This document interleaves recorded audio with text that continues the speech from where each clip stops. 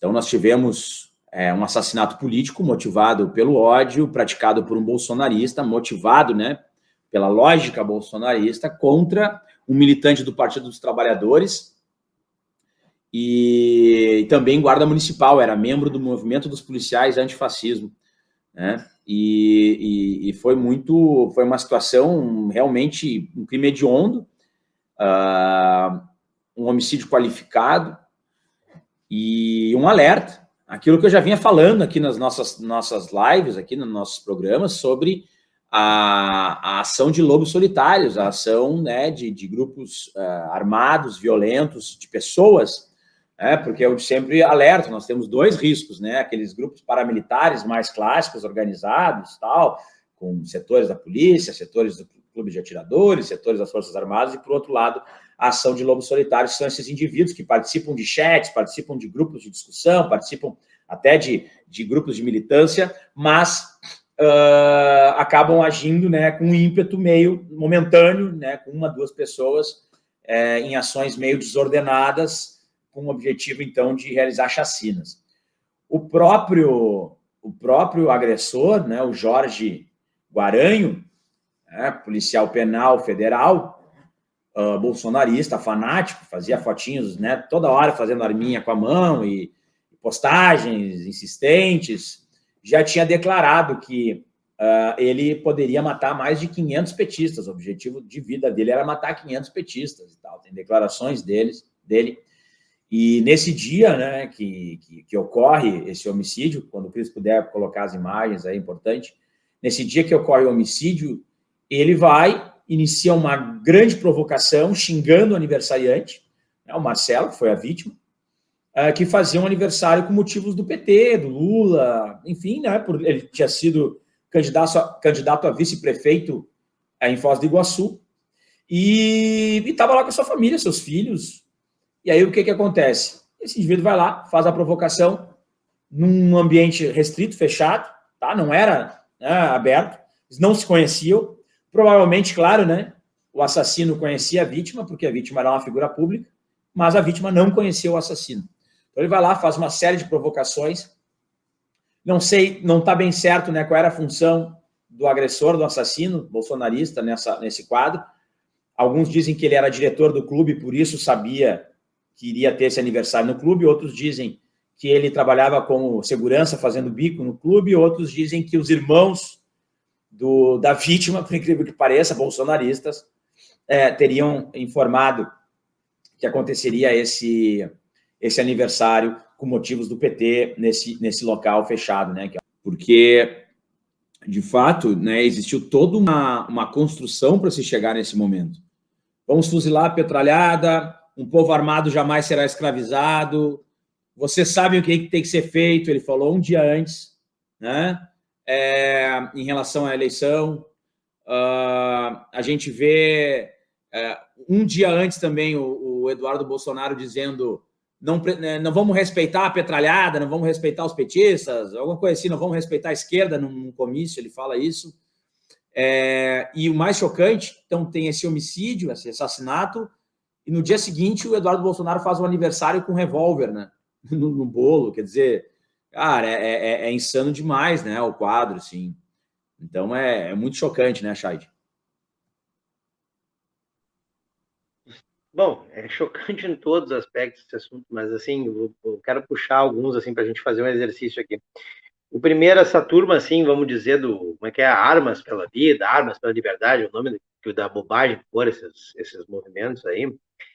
Eu não vi nenhum deles se manifestando a favor de dizer o seguinte, tá vendo? O cara estava armado lá e se defendeu mesmo e não deixou uma tragédia maior acontecer, que o Fabel colocou ali.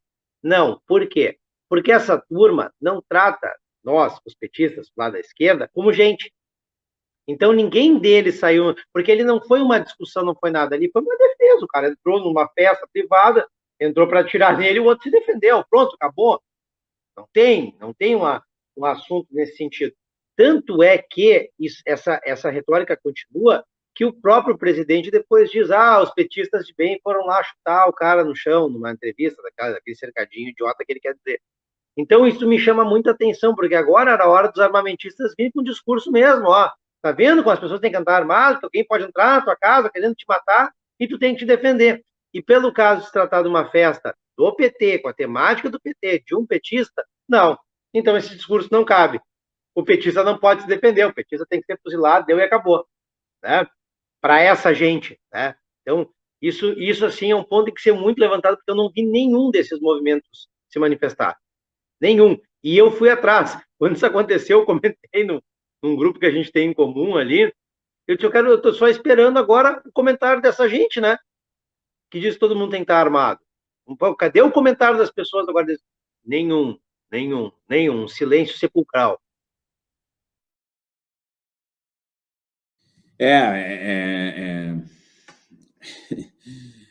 Enfim, eu acho muito interessante também um outro ponto, né? O Bolsonaro, que é todo das polícias, né? Simplesmente se lixou para a vítima policial, né? Porque guarda municipal, mas é agente da segurança igual, deu de ombros, né? Em relação ao homicídio, ao assassinato desse policial. E aí ele fez pior ainda, né? Mandou, como o Abel falou, né? Ele ligou para os irmãos da vítima, uma vergonha, né? 2 bolsonaristas, tem que ser muito fanático.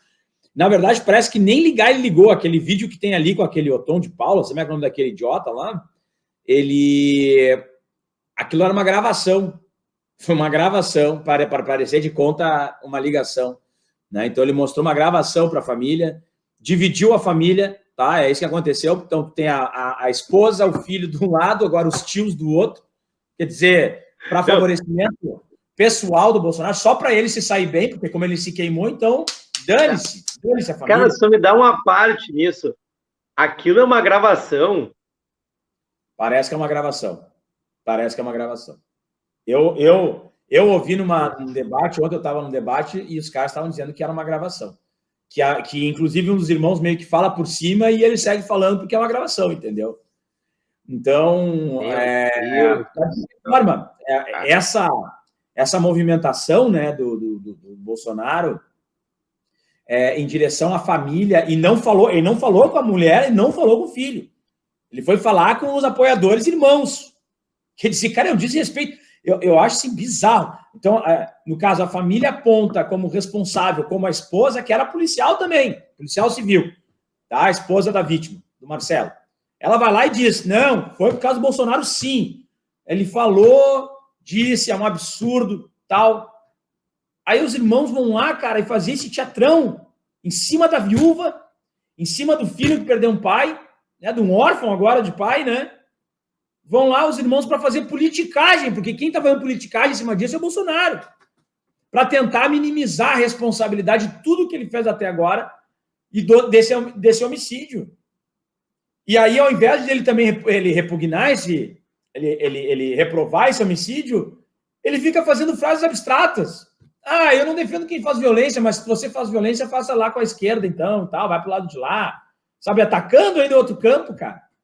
Não, ele foi incapaz de fazer qualquer gesto, como sempre, né? Porque é um fascista, é uma pessoa perversa, né? Uma perversão. O Bolsonaro é uma pessoa perversa. Ele, a turma dele, são perversos.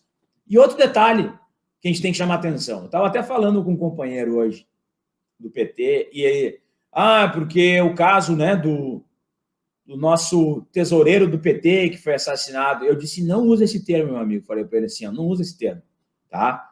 Esse termo quem utilizou, começou a utilizar que o tesoureiro do PT foi assassinado por uma disputa política, foi a grande mídia ali da direita. Por quê? Porque eles demonizaram o PT e demonizaram o tesoureiro do PT. Quem é que não se lembra da Lava Jato? Quem é que não se lembra do Mensalão? O tesoureiro do PT era o central né? Muitos foram, inclusive, absolvidos, né? Mas ficou a pecha do tesoureiro do PT, mexe com dinheiro, é criminoso, etc. e tal. Eu disse assim, a gente usar o termo tesoureiro do PT dá a entender que ele foi executado talvez por uma desavença de sei lá, e não recebeu uma propina, alguém está indignado, entendeu? Então, quer dizer, tentam acabar com a honra e com a memória das pessoas, até mesmo depois de um assassinato claro, evidente, né, motivado por motivos fascistas. Então, a gente tem que chamar atenção para alguns termos. Começa, sabe, o tesoureiro do PT. Então o tesoureiro do PT até que pode ser criminoso mesmo, então talvez a morte dele esteja legitimada. Sabe como é que funciona, né, a narrativa?